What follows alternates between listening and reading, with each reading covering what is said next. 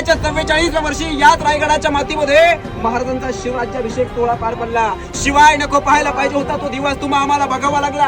हा महाराष्ट्र पुरका झाला, या महाराष्ट्राचा सूर्य मावळला आणि अखंड सह्याद्रीमध्ये अंधार पडला.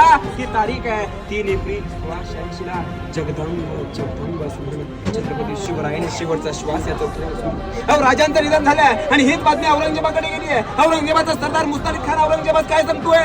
हुजूर बडी खुश खबर आहे हुजूर, हे शब्द त्या औरंगजेबाने ऐकले आणि तो औरंगजेब त्याच्या सिंहासनावरून उतरतोय, सिंहासनासमोर गुडघे टेकवतोय आणि परमेश्वराकडे हात ठेवून प्रार्थना करतोय. काय? हे अल्लाह तेरे जन्नत के शाहिस्ते खानाची बोटं चटली आहेत आणि रक्तबंबाळ झालेल्या अवस्थेत शाहिस्ते खानची बेगम त्याला सांगतेय की मेरे बेटी को शिवाजी. पण रक्तबंबाळ झालेल्या अवस्थेत शाहिस्ते खान काय बोलतोय? जर आपल्या मुलीला शिवाजी घेऊन गेला असेल तर काळजी आणि चिंता करण्यात येईल, कारण ती स्त्री एका सुरक्षित झाली.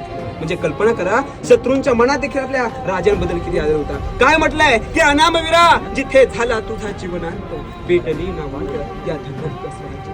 50 वर्ष आयुष्य, आपल्या 50 वर्षात अनेक राजे झाले, बापदात्यांच्या गाद्या चढत पुढे गेले, पण एकमेव राजा झाला की त्या राजाने स्वतःची गादी स्वतः निर्माण केली.